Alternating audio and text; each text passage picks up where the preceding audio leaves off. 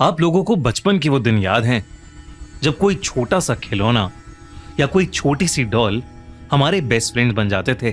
पर जापान में 1918 में एक ऐसा अनबिलीवेबल सा रियल इंसिडेंट हुआ जिसके बारे में जानकर शायद आप कभी किसी डॉल को अपना बेस्ट फ्रेंड नहीं बनाएंगे।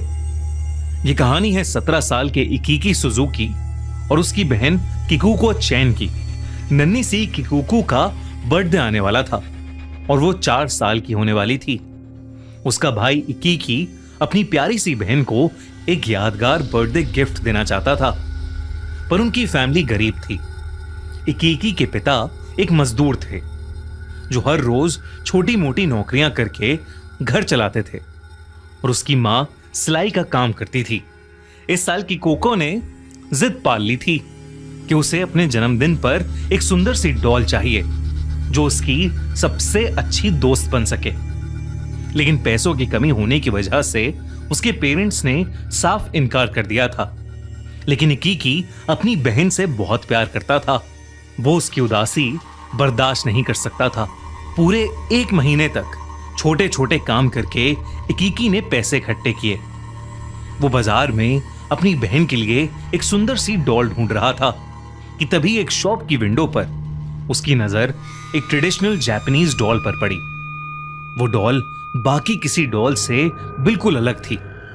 उसके चेहरे पर एक अजीब सी शांति थी, लेकिन उसकी आंखें इतनी गहरी मानो वो सब देख रही हों। उस डॉल ने जापान का ट्रेडिशनल रेड किमोनो पहना था और उसके काले बाल उसकी गर्दन तक आ रहे थे। इकीकी को वो डॉल बहुत अच्छी लगी और उसने तुरंत उसे खरीद लिया। अपनी 4th बर्थडे पर जब किकोको ने अपना गिफ्ट खोला तो वो खुशी से पागल हो गई। उसने उस डॉल को अपने रूम में सबसे खास जगह दी, अपने साथ सुलाने लगी और उसका नाम रखा ओकीकू। किकोको उस डॉल को इतना पसंद करती थी कि एक पल भी उसके बिना नहीं रहती थी। वो उसके बाल कोम्ब करती, उसे नहलाती और हमेशा अपने पास रखती थी। लेकिन ये खुशी ज्यादा दिन तक नहीं टिकी। एक दिन बाहर खेलते हुए किकोको को एक मच्छर ने काट लिया और उसे बहुत भयानक मलेरिया हो गया। तड़पते हुए आखिरी सांस तक उसने ओकीको डॉल को सीने से लगाए रखा और आखिर में उस नन्ही सी किकोको की मौत हो गई। जापान में डेड बॉडीज को जलाते हुए उनके साथ मरने वाले की सबसे पसंदीदा चीज भी जलाई जाती है। इसलिए इकीकी और उसके पेरेंट्स चाहते थे कि ओकीको डॉल को उसके साथ जलाया जाए, लेकिन उन्हें टेंपल से परमिशन नहीं मिली, जिसकी वजह से उन्होंने किकोको की याद में घर के हॉल में ही उस ओकीको डॉल को एक शेल्फ पर सजा दिया। और कहानी में असली हॉरर यहीं से शुरू हुआ। एक रात जब इकीकी सो रहा था तो उसे घर के हॉल से हल्की हल्की आवाजें आईं, जिससे उसकी नींद खुल गई।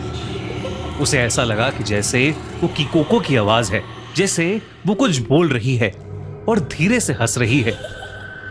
इकीकी हॉल में गया पर वहां कोई नहीं था।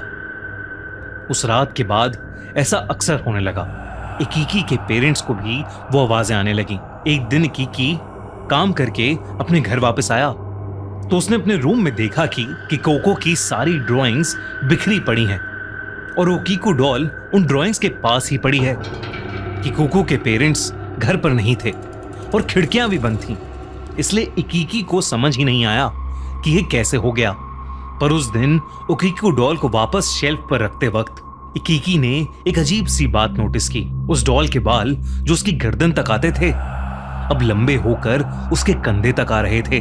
बल्कि पहले उस डॉल के बाल काले थे, पर अब उनमें ह्यूमन हेयर की तरह ब्राउन शेड आ रहा था और वो एंड से स्प्लिट भी हो रहे थे। इकीकी ने जब ये बात अपने पेरेंट्स को बताई तो उन्हें लगा कि ये इकीकी का वहम है और इकीकी की मां ने उस डॉल के बाल काटकर वापस उसकी गर्दन तक कर दिए, जो कि शायद उनकी सबसे बड़ी गलती थी। बाल काटते ही सुजुकी फैमिली की जिंदगी नरक बन गई।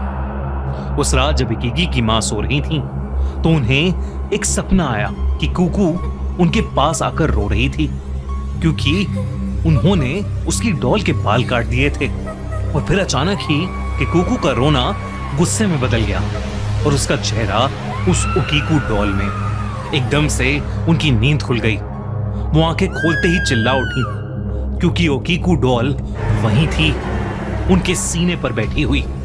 उनकी चीख से घर के सब लोग भाग कर आए। जब इकिकी की मां ने अपने सपने के बारे में बताया तो इकिकी और उसके पापा दोनों हैरान थे। पर इकिकी ने देखा कि ओकीकू डॉल तो बाहर शेल्फ पर ही रखी है, तो ये कैसे हो सकता था। धीरे धीरे सभी फैमिली मेंबर्स को बुरे सपने आने लगे। कई बार तो तीनों सोते ही नहीं थे। सभी भयानक सपनों में एक चीज कॉमन होती, ओकीकू डॉल का उन्हें डराना और मारने की कोशिश करना। कुछ दिन गुजरे और ओकीकू डॉल के बाल और बढ़ने लगे और वो अब कंधों से भी नीचे आ गए थे। एक शाम इकिकी हॉल में बैठा काम कर रहा था तो उसने देखा कि शेल्फ पर रखी ओकीकू डॉल की गर्दन उसकी तरफ मुड़ी है। और फिर उसने देखा कि ओकीकू डॉल ने अपनी पलक झपकाई। अब घर में पैरानॉर्मल एक्टिविटीज बहुत ज्यादा होने लगी थी। फैमिली मेंबर्स को दिन भर अजीब अजीब सी आवाजें आना, एक छोटी लड़की की परछाई दिखना, ये सब बहुत आम हो गया था। अब फैमिली के तीनों लोगों को उस डॉल से बेहद डर लगने लगा था।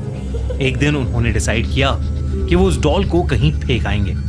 इकिकी के पापा ने पास के मैदान में जाकर उस डॉल को गाड़ दिया। लेकिन फिर उस रात कुछ ऐसा हुआ जिससे उन सब का दिल दहल गया। उस रात तीनों एक ही कमरे में सो रहे थे। तभी उनकी नींद किसी के जोर से दरवाजा पीटने की आवाज से खुली। ऐसा लग रहा था कि कोई अंदर आना चाहता है, जैसे वो कोई किकुको हो जो दरवाजे के बाहर दर्द में चीख रही है और उन्हें अपने पास बुला रही है। धीरे धीरे वो दरवाजा पीटने की आवाज इतनी तेज हो गई कि पूरा घर हिलने लगा, जैसे कोई अर्थक्वेक आया हो। और फिर कुछ देर बाद सब कुछ शांत हो गया। इकिकी के पापा ने बड़ी हिम्मत करके दरवाजा खोला तो उन्होंने देखा कि ओकीकू डॉल खुद चलकर उनके सामने आकर खड़ी हो गई है। वो चीखना चाहते थे पर उनके मुंह से कोई आवाज ही नहीं निकल रही थी।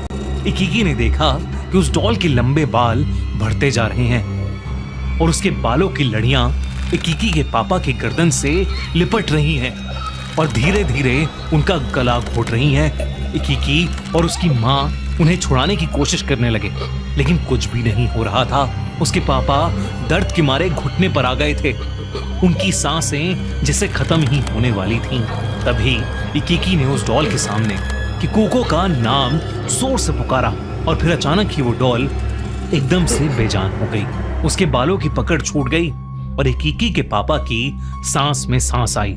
उसके बाद से जब भी वो ओकीकू डॉल को फेंकने की क्या उससे छुटकारा पाने की कोशिश करते, वो वापस आ जाती। ये हॉरर 1-2 साल नहीं, उनकी फैमिली ने पूरे 20 साल तक सहा। जब भी हर साल किकुको की बर्थडे पास आती, पैरानॉर्मल एक्टिविटीज और ज्यादा बढ़ जाती।